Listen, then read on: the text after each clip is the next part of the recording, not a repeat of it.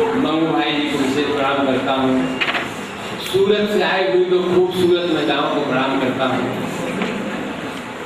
प्रदीप जी को स्पेशल प्रणाम करता हूँ, क्योंकि मुझे मालूम पड़ा है कि बाद में कवियों को लिफाफा वही बांटने वाले हैं।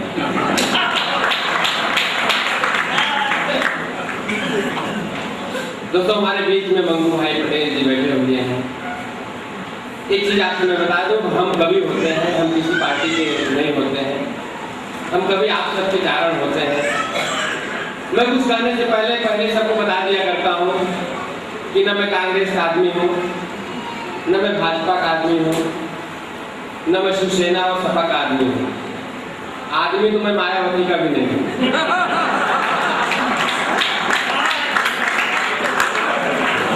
आप सब जो कुछ मैं कहूँ आनंद लीजिएगा, लेकिन उसके पहले जो चीजें मैं जानता हूँ, मैं चूंकि पत्रकार हूँ और पूरे देश की खबर रखता हूँ, मंगू भाई के सम्मान में 4 पंक्तियां मेरा कहने का दिल कर रहा है। ये व्यक्तित्व है ऐसा कि टाला न जाएगा, ये व्यक्तित्व है ऐसा कि टाला न जाएगा, ये न रहे तो मुश्किलें संभाला न जाएगा। ये ऐसे चिराग है अपने समाज के कि बुझ भी गए ना तो उजाला न जाएगा।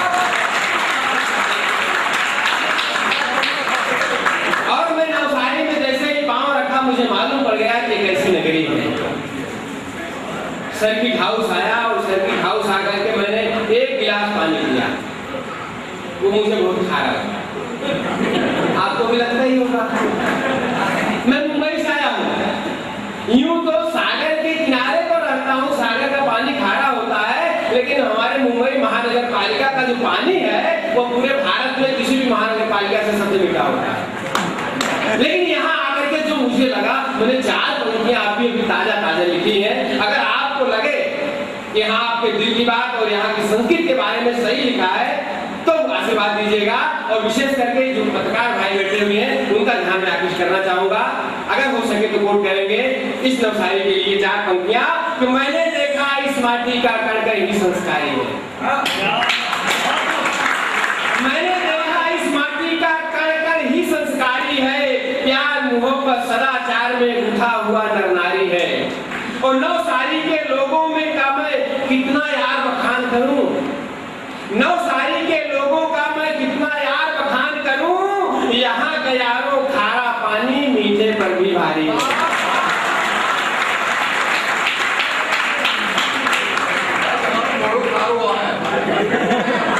अच्छा, और लोगों की नजरों से खुद को बचाया करो। ये आंखों में काजल ही काफी नहीं है, गले में नींबू और मिर्च भी लटकाया करो।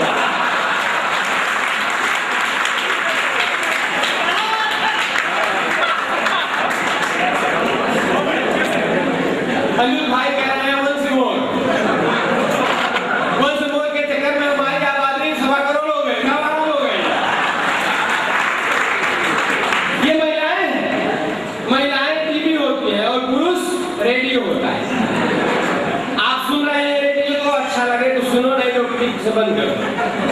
तो महिलाएं टीवी होती है, इनको देखते रहिए, अच्छा लगे तो सुनो, नहीं तो आवाज कम कर दो, खाली देखते रहिए।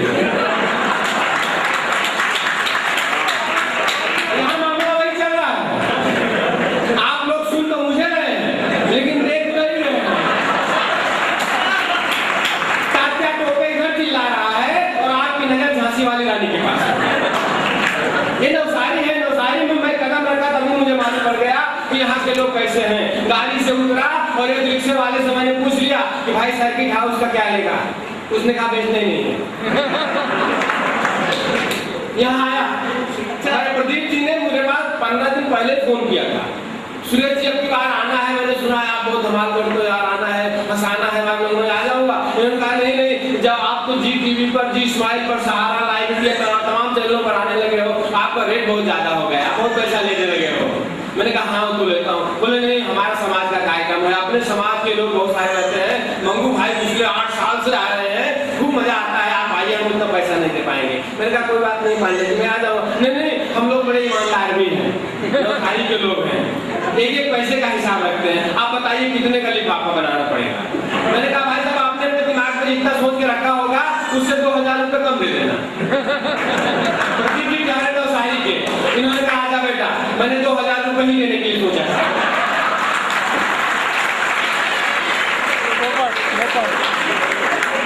तो मैं तो आपके सामने सबसे निःशुल्क कराऊंगा। जब तक आपकी तालियां बजती रहेंगी तब तक कुछ सुनाने का प्रयास करूंगा, नहीं तो धीरे से बैठ जाऊंगा। अच्छा हाँ, इसके बाद भी अगर आपने ताली नहीं बजाई तो मैं बता दूं, पिछले दिनों में सूरत गया था। एक बहुत बड़े महात्मा उनके मेरे पहुंच गया आशीर्वाद देने के लिए। उन्होंने मुझे आशीर्वाद दिया, जा बेटा, तुम्हारी बातों पर और तुम्हारी कविताओं पर जो तालियां नहीं बजाएगा उसको अगले जन्म में घर घर जाकर तालियां बजानी पड़ेगी।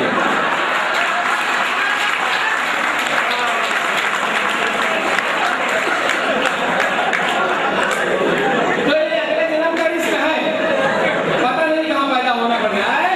इसलिए मेरी बातें आपको समझ में आए या न आए, तालियां तो आप बजाते ही रहिएगा।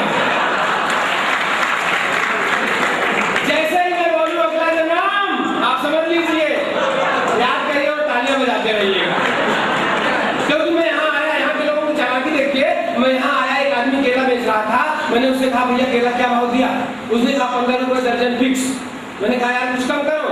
वो नौसारी का था, उसने 2 केला ही कम कर दिया। प्रदीप जी ने मुझे 8 बजे यहाँ बुला लिया था। 8 बजे मैं आया तो कोई था ही नहीं। ये जो कुर्सियां लगी हुई मैंने लगाई, लगाकर यहाँ बैठ गया। तो प्रदीप जी मुझे पहचानते नहीं थे, फोन से बात हुई थी। उन्होंने वो आए, देखे, मैं देखा था, बोले आप कौन?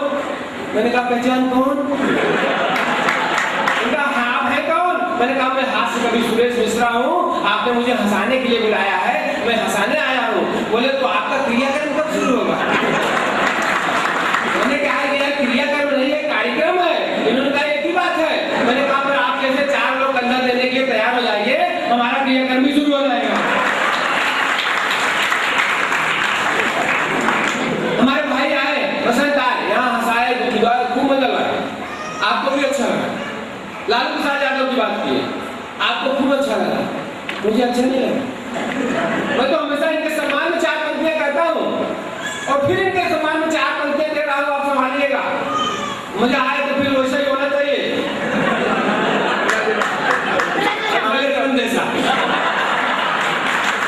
कि शराब बनी तो मैं खाने बने, शराब बनी तो मैं खाने बने, और हुस्न बना तो दीवाने बने। बसंत भाई, आप में कुछ तो ऐसी बात नहीं होगी, वरना यूं ही तो नहीं पागल खाने बने।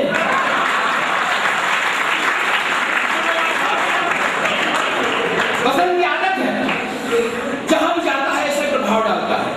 किसी कोई नई आदत नहीं है, पुरानी आदत है। इसकी एक बार शादी हो गई, बिहार में एक ही बार होती है। पंडित जी आपकी साइड में कैसी होती है? इनकी शादी हुई, उन्होंने सोचा कि अपनी पत्नी के ऊपर ऐसा प्रभाव डालूं कि मेरे जीवन भर की फैल हो जाए। इन्होंने 4 पंक्तियां लिखी कविता, और पत्नी से मिलते ही 4 पंक्तियां देवाया। इन्होंने अपनी पत्नी से कहा कि तुम ही मेरी भावना हो, तुम ही मेरी कामना हो, तुम ही मेरी आराधना हो, तुम ही मेरी सब कुछ हो। तो इनकी पत्नी भी सेम ही कवित्री निकल गई, उसने भी कविता में शुरू कर दिया। इनकी पत्नी ने कहा तुम भी मेरे रमेश हो, तुम भी मेरे दिनेश हो, तुम भी मेरे मुकेश हो, तुम भी मेरे मायके वाले सुरेश हो।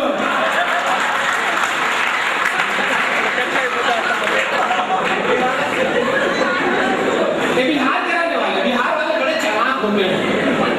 अगर यहाँ कोई बैठा हो तो मैं माफी चाहूंगा। हमारे बसंत जी की जैसे आप लालू को एक देखिए कितना चालाक, रबड़ी जी को देखिए मुगल साहब मुख्यमंत्री बन गए और लगातार बनी रही। बसंत जी को देखिए कितना हंसाए। बिहार वाले बड़े चालाक होते हैं। ये मुंबई आए, बोले सुरेश जी यार मैं कविता बहुत बढ़िया लिख लेता हूँ। मैंने कहा तो बोले मुझे नौकरी दी आई यार, घर नहीं चल रहा है। मैंने कहा दिला देता हूँ, अखबार में वांट निकली, उन्होंने फार्म भर दिया, मैंने फार्म भर दिया। इंटरव्यू का कॉल लेटर एक ही दिन आ गया, दोनों बैठे हुए, आगे लाइन में बैठा, पीछे बैठे। बोले सुरेश जी यार रात में मैंने कब से मेले में धमाल तो किया था, लेकिन मैंने कोई तैयारी नहीं की। मैंने कहा मैं आइडिया बताता हूँ, मैं अंदर जाऊंगा, बाहर निकलूंगा, जो कुछ जो पूछेंगे मुझसे आपको बता दूंगा, याद करो नौकरी पक्की, टेंशन लेने की बात नहीं है। बोले हाँ हाँ। मैं बाहर निकल, बोल क्या पूछ रहे हैं? मैंने कहा एकदम सरल 3 प्रश्न। पहला प्रश्न पूछे कि हमारे देश का प्रधानमंत्री कौन है? तो सीधा सा उत्तर है डॉक्टर मनमोहन सिंह। इन्होंने रट लिया उत्तर। मैंने कहा दूसरा प्रश्न पूछते हैं हमारा देश आजाद कब हुआ? तो इसका भी सरल सा उत्तर है कि भाई 1857 में कोशिश शुरू हुई थी और 1947 में जाकर सफलता मिली। इन्होंने याद कर लिया। मैंने कहा तीसरा एकदम सरल प्रश्न, वो पूछते हैं मंगल ग्रह पर पानी है कि नहीं? तो इसका गोल मटोल उत्तर है कि भाई वैज्ञानिकों का यही विचार है, मगर आज तक कोई सिद्ध नहीं कर पाया।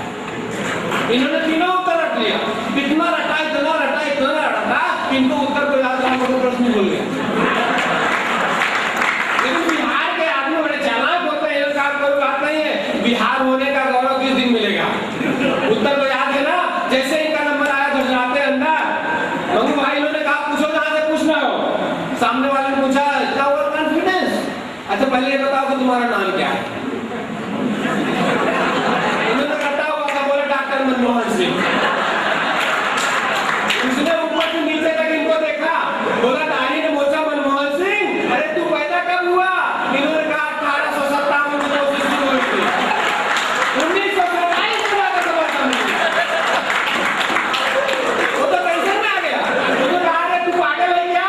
इन्होंने कहा वैज्ञानिकों का तो यही विचार है, मगर आज तक कोई सूचना नहीं करता। ये हमारे पसंद भाई, इनका तो हर जगह है, जहां भी जाते हैं ऐसा काम कर जाते हैं, ऐसा काम कर जाते हैं। पूछे मत, मेरे साथ में इनको नाक खुलेगा कब से मेरे में, कब तक सुना रहे। पीछे से आदमी बोला आपके पिताजी क्या करते थे, उनका वो तो बहुत बड़े कवि थे, उन्हें वो आपके उनके पिताजी क्या करते थे। उनका यार उन्होंने 10 किताबें लिखी है, पूरा देश जानता है। उसने फिर पूछा उनके पिताजी क्या करते थे, गुस्सा में उनका यार कब तक मैं सुना रहा हूँ, तुम मेरे पिताजी उनके पिताजी के बारे में क्यों पूछ रहे हो। उसने कहा नहीं मैं तो देख रहा था कि बेवकूफी की जड़ कहां तक गई हुई है। सरदारों की बात कर रहे थे, और सरदार एक बार 3 लोगों को, एक हिंदू एक मुसलमान और सिख को मौत की सजा हो गई। जज ने हिंदू से पूछा तुम्हारी आखिरी इच्छा क्या है।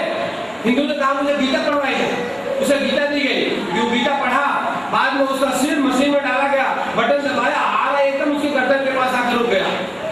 जज ने कहा कमाल हो गया, भगवान ने तुम्हारी सुन ली, जाओ तुम्हारी सजा माफ। जज ने मुसलमान से पूछा तुम्हारी आखिरी इच्छा क्या है। मुसलमान ने कहा मुझे कुरान पढ़वाई जाए, उसे कुरान दिया गया, वो कुरान पढ़ा, उसका मशीन में मशीन डाला गया, बटन दबाई गई, बट आवाज जैसे उसे गर्दन पर आया रुक गया। आश्चर्यचकित जज बोलो कमाल हो गया, अल्लाह मियां ने तुम्हारी सुन ली, जाओ तुम्हारी सजा माफ। अब सरदार जी का नंबर आया, जज ने पूछा कि सरदार जी तुम्हारी आखिरी इच्छा क्या है। सरदार जी ने कहा छोड़ो यार आखिरी इच्छा, पहले अपनी मशीन दुरुस्त कराओ।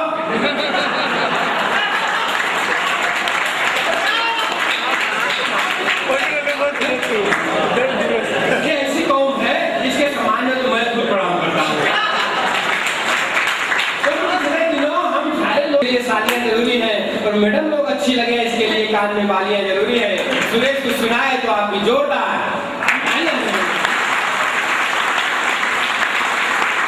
जब मैं कुछ चाहता हूँ तो उससे पहले बता देता हूँ भाई कि हमारे देश की संस्कृति है, हमारे देश की परंपरा है।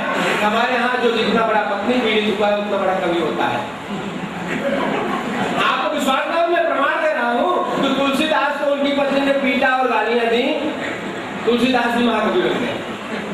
कालिदास को उनकी पत्नी ने घसीटा और 2 माले से नीचे ढकेल दिया, कालिदास भी महाकवि बन गए। जल्दी ही मैं भी महाकवि बनने वाला हूँ।